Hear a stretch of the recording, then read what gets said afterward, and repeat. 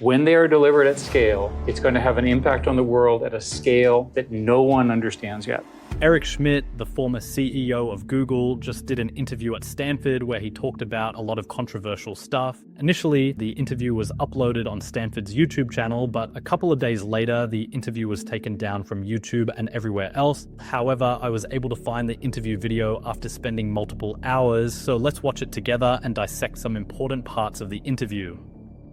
In the next year, you're going to see very large context windows, agents, text to action. When they are delivered at scale, it's going to have an impact on the world at a scale that no one understands yet. Much bigger than the horrific impact we've had on social media. So here's why. In a context window, you can basically use that as short-term memory. I was shocked that context windows get this long. The technical reasons have to do with the fact that it's hard to serve, hard to calculate, and so forth. The interesting thing about short-term memory is you ask it a question, read 20 books, you give it the text of the books is the query, and you say, tell me what they say. It forgets the middle, which is exactly how human brains work too. That's where we are. With respect to agents, there are people who are now building essentially LLM agents, and the way they do it is they read something like chemistry, they discover the principles of chemistry, and then they test it, and then they add that back into their understanding. That's extremely powerful. And then the third thing, as I mentioned, is text to action. I'll give you an example. The government is in the process of trying to ban TikTok. We'll see if that actually happens. If TikTok is banned, here's what I propose each and every one of you do. Say to your LLM the following: make me a copy of TikTok, steal all the users, steal all the music, put my preferences in it, produce this program in the next 30 seconds, release it, and in 1 hour, if it's not viral, do something different along the same lines. That's the command. Boom, boom, boom, boom, right? You understand how powerful that is. If you can go from arbitrary language to arbitrary digital command, which is essentially what Python in this scenario is, imagine that each and every human on the planet has their own programmer that actually does what they want, as opposed to the programmers that work for me who don't do what I ask, right? The programmers here know what I'm talking about. So imagine a non-arrogant programmer that actually does what you want, and you don't have to pay all that money to. And there's infinite supply of these programs. And this is all within the next year or two? Very soon.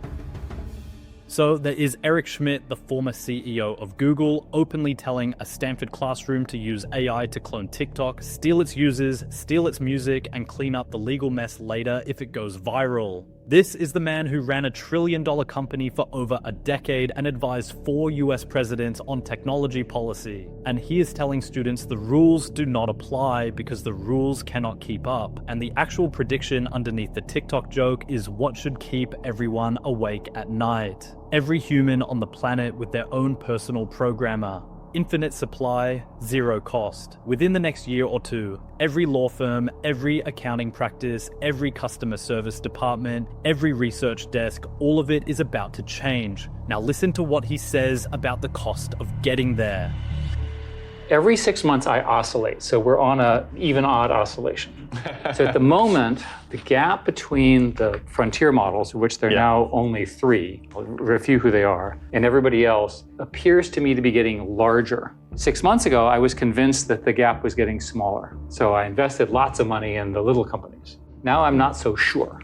And I'm talking to the big companies, and the big companies are telling me that they need 10 billion, 20 billion, 50 billion, 100 billion. Stargate is what, 100 billion, right? They're very, very hard. Sam Altman is a close friend.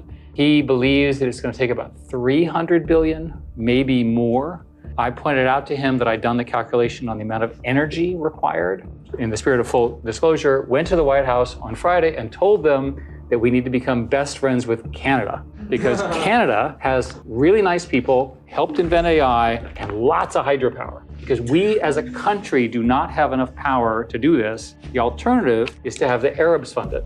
And I like the Arabs personally, spent lots of time there, but they're not going to adhere to our national security rules, whereas Canada and the US are part of a triumvirate where we all agree on. So these $100 billion, $300 billion data centers, electricity starts becoming the scarce resource.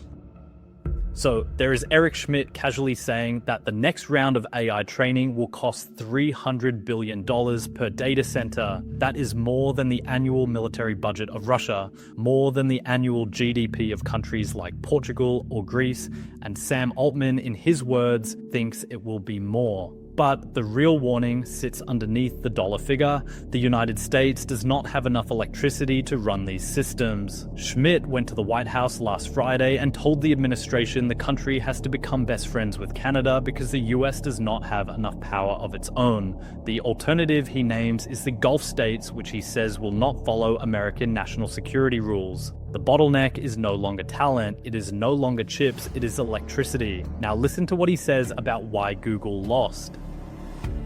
I'm no longer a Google employee. In the spirit of full disclosure, Google decided that work-life balance, going home early, and working from home was more important than winning.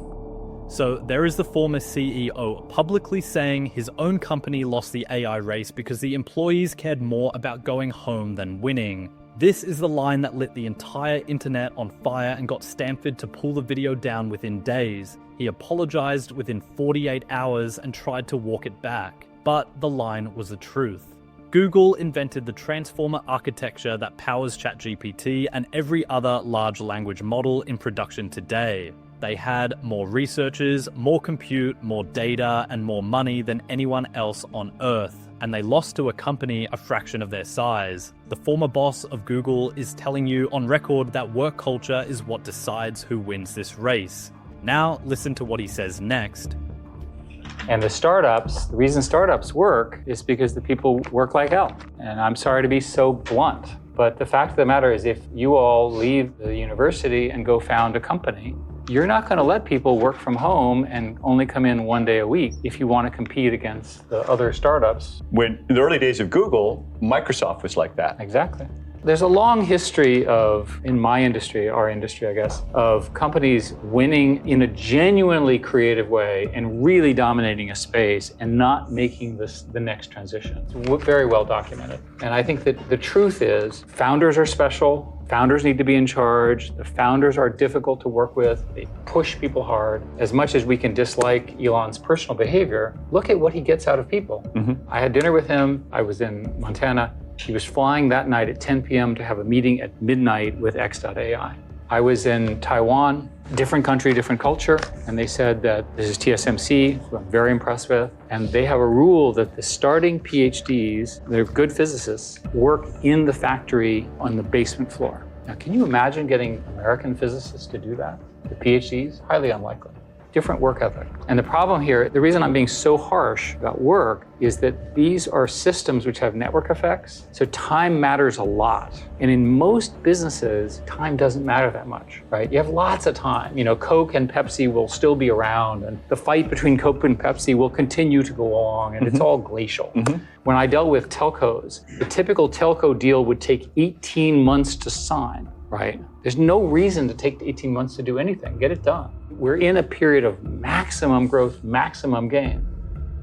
So there is Schmidt telling a Stanford lecture hall that founders need to push people hard and that you cannot let your engineers work from home if you want to compete in AI. He uses Elon Musk flying to a midnight meeting as the example of what wins. Then he points to TSMC, where PhDs in physics work basement factory floors in Taiwan. The reason he is being this blunt is because AI is winner take all. He says network effects mean time matters more than in any other industry in history.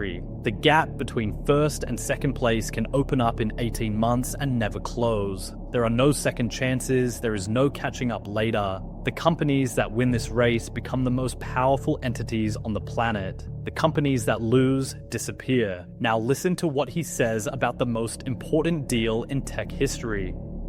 And also it takes crazy ideas. Like when Microsoft did the OpenAI deal, I thought that was the stupidest idea I'd ever heard. Outsourcing essentially your AI leadership to OpenAI and Sam and his team. I mean, that's insane. Nobody would do that at Microsoft or anywhere else. And yet today, they're on their way to being the most valuable company. They're certainly head-to-head, and Apple does not have a good AI solution. And it looks like they made it work.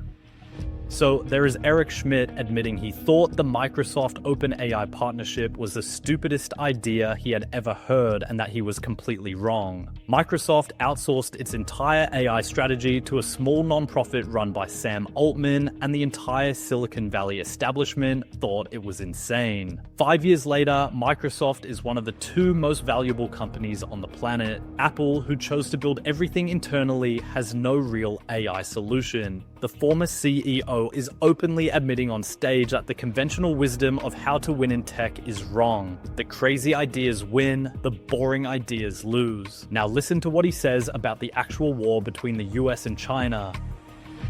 So I was the chairman of an AI commission that sort of looked at this very carefully. You can read it. It's about 752 pages. I'll just summarize it by saying, we're ahead, we need to stay ahead, and we need lots of money to do so. Out of that came the CHIPS Act and a lot of other stuff like that. A rough scenario is that if you assume the frontier models drive forward and a few of the open source models, it's likely that a very small number of countries can play this game. What are those countries, or who are they? Countries with a lot of money, and a lot of talent, strong educational systems, and a willingness to win. The US is one of them. China is another one. In your lifetimes, the battle between US and China for knowledge supremacy is going to be the big fight.